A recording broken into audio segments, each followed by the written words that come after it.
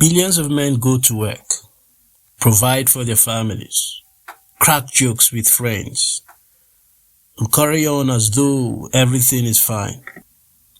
But behind the smiles, behind the strength, and behind the silence, many are fighting battles no one can see. Depression has a face we rarely talk about, and often that face belongs to a man. This is not a story about weakness. This is a story about pain hidden behind responsibility, suffering disguised as strength, and the untold struggles of men who feel they have nowhere to turn. Men are depressed.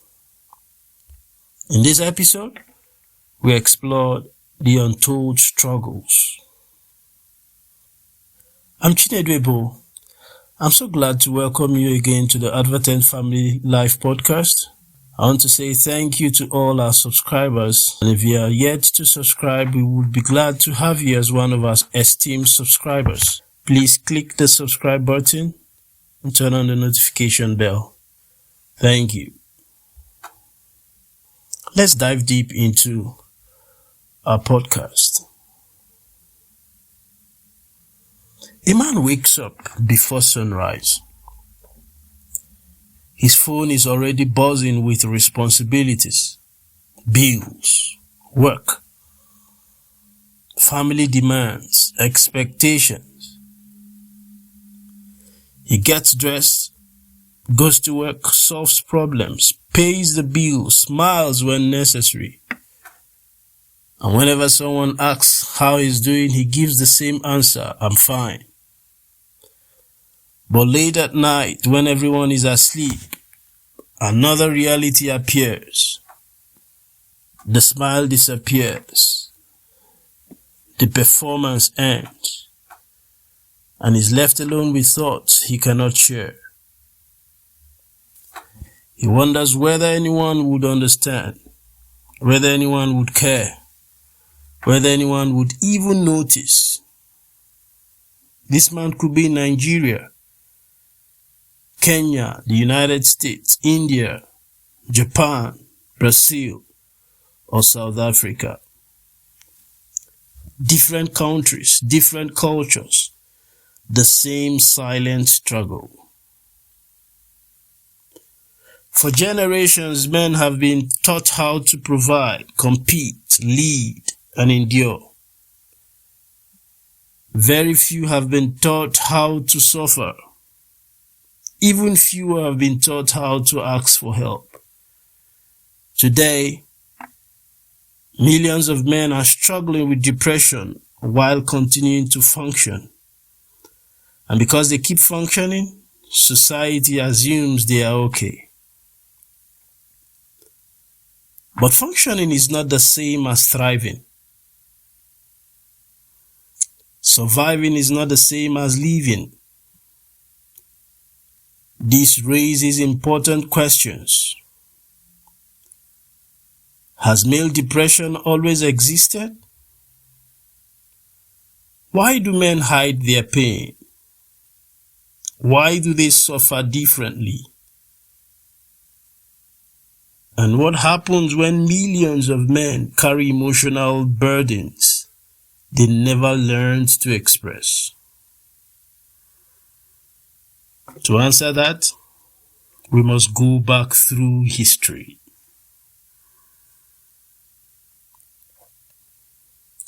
I'd like you to understand that depression is not a modern invention.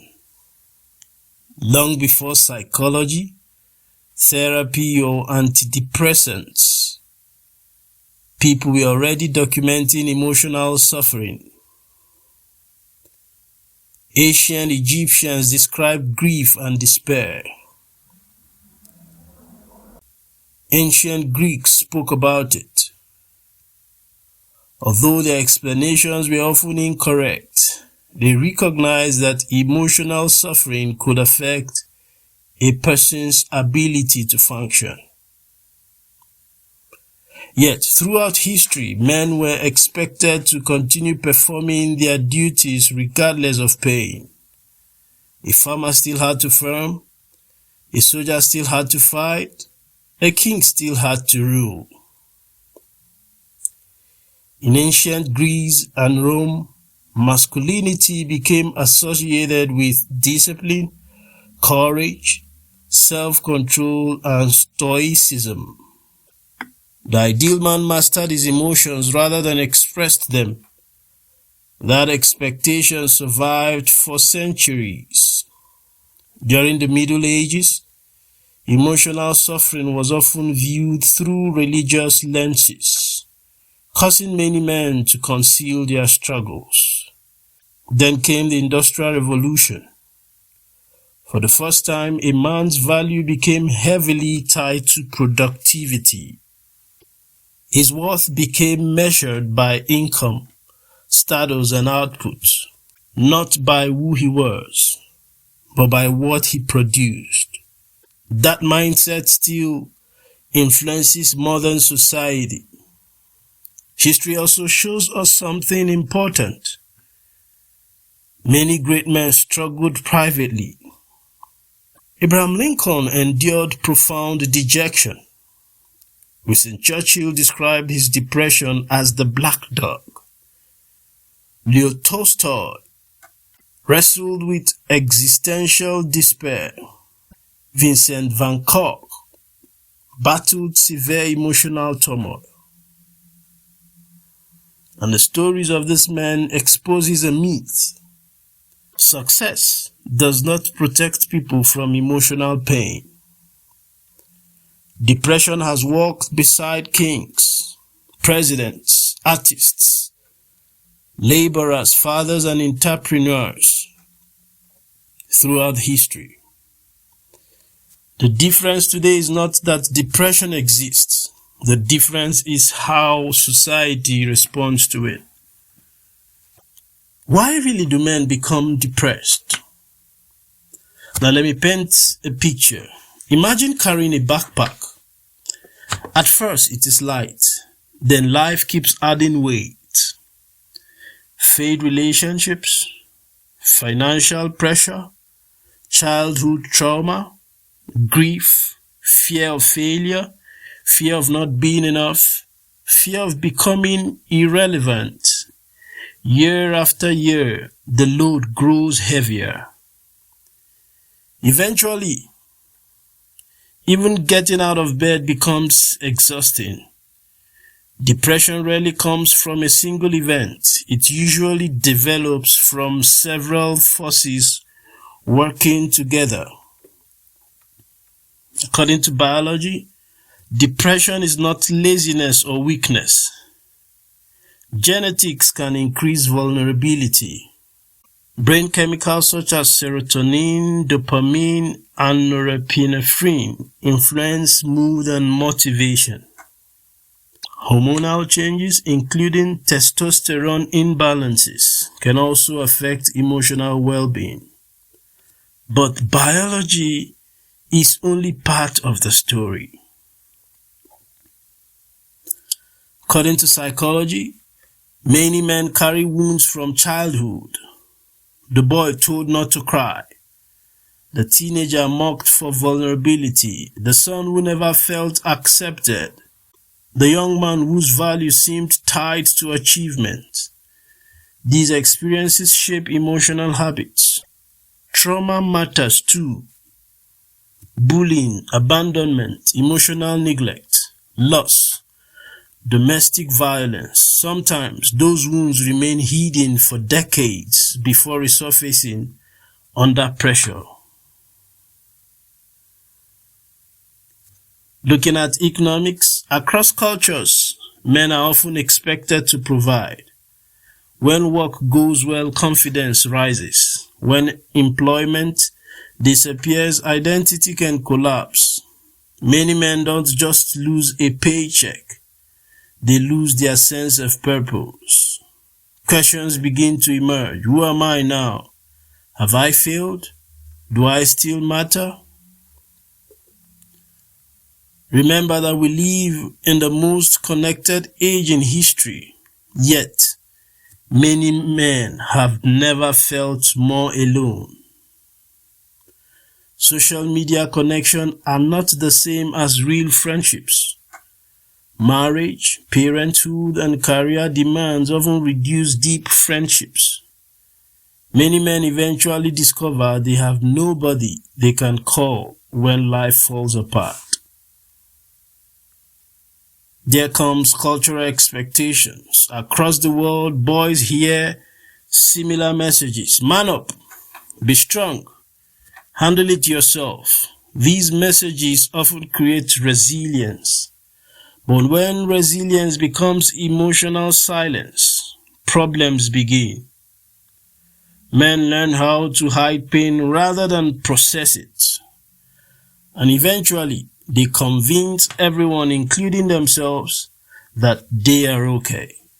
One of the biggest misconceptions about depression is that it always looks sad. Far from it. Often it doesn't. Sometimes depression wears a suit. Sometimes it runs a company. Sometimes it leads a church. Sometimes it coaches a football team. Many depressed men continue functioning. But there are healthy responses to depression. The healthiest path usually involves connection, community, friendships, family.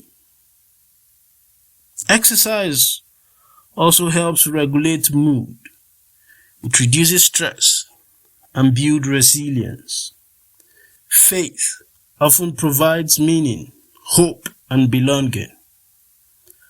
Professional counseling offers a safe place to speak, honestly, without judgment. There are also unhealthy responses. Unfortunately, many men choose survival strategies instead of healing strategies. They resort to alcohol, drugs, workaholism, gambling, pornography, isolation, and anger. These approaches may numb pain temporarily, but usually deepen the problem. Men often express depression differently. Instead of sadness, they may show irritability, anger, risk-taking behavior, physical exhaustion, chronic stress, or even emotional withdrawal. And because of this, depression often goes unnoticed by family, friends, healthcare professionals, and even the men themselves. Now there's the ripple effect of depression, and we cannot overemphasize on this ripple effect. Depression rarely affects only one person. Its effects spread outward. In marriage, for instance, a husband becomes distant, withdrawn, emotionally unavailable, not because he no longer loves his wife, but because he's fighting an invisible battle. The wife interprets it as rejection, communication breaks down, conflict grows. What began as depression becomes relationship distress. Children notice more than adults realize. They notice emotional absence. They notice tension. They notice when joy disappears from a home. A father's untreated depression can affect emotional availability, communication, and connection. The consequences may influence children for many years, sometimes for generations. In communities, when thousands of men suffer silently, substance abuse increases, relationships break down, productivity declines, isolation grows. A society cannot thrive when large number of its people are quietly suffering. Perhaps the greatest loss cannot be measured. The entrepreneur who never started a business, The father who never discovered how loved he was. The husband who never sought help.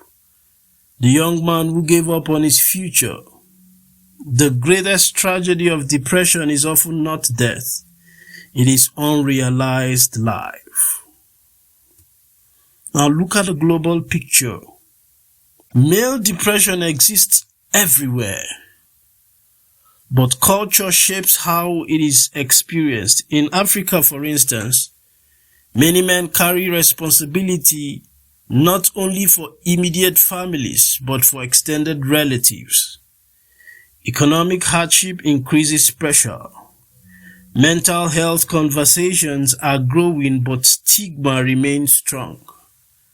In North America, loneliness has become a defining issue. Many men have fewer close friendships than previous generations. Digital connection has increased while meaningful connection has declined.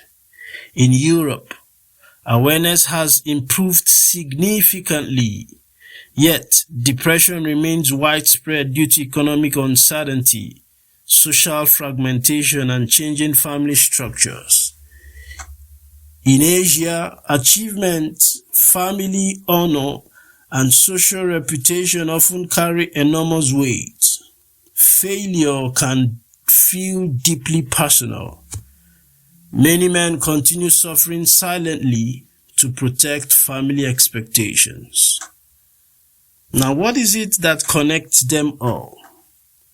Despite cultural differences, men across the world share common fears. Fear of failure, fear of disappointing loved ones, fear of appearing weak, fear of losing respect, fear of becoming a burden.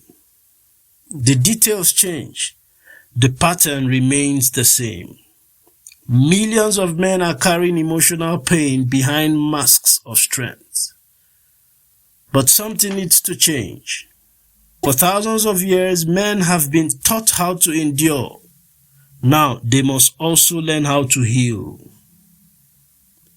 Men need to speak earlier rather than waiting for a crisis. Men need to build genuine friendships, develop emotional intelligence, learn to recognize grief, loneliness, fear, and disappointment. Seek professional help when necessary. And seeking help is not weakness, it is wisdom. Families must stop tying a man's value solely to performance. Men need to know they matter beyond income, achievement, and productivity. Children should see healthy emotional expression. Homes should become safe places for honest conversations. We must redefine strength in our societies. Strength is not emotional suppression. Strength is facing reality honestly. Strength is asking for help when needed. Employers, schools, faith communities, governments, and media all have a role to play in creating environments where men can seek support without shame. In conclusion, somewhere tonight, a man is lying awake. His family is asleep. The world is quiet, and he's carrying burdens nobody can see. Maybe he's worried about money. Maybe he's grieving. Maybe he feels trapped by expectations. Maybe he feels invisible. If that man is listening, he needs to hear this. You are not the first man to struggle, and you will not be the last. History is filled with men who fought invisible battles across all strata. Kings, presidents, soldiers, farmers, artists, fathers, entrepreneurs. The struggle itself does not define a man. What defines him is what he does next. Healing rarely begins with a dramatic transformation. It usually begins with one conversation, one phone call, one moment of honesty, one decision to stop carrying everything alone. Because true strength is not the absence of pain. True strength is facing reality honestly. True strength is choosing hope when despair feels easier. Perhaps the strongest man is not one who never breaks, but the one who has the courage to admit when he has. The world does not need more men pretending to be invincible. The world needs more men who are healthy enough to be fully human. And when vulnerability stops being treated as weakness, healing can begin. Where healing begins, hope returns. And where hope returns, lives are transformed. A man's greatest strength is not his ability to hide his wounds. It is his courage to heal them. If this resonates with you, join in the conversation in the comment section. Share this podcast with men. We need men in this world. Not just strong men, but emotionally healthy men. Thank you.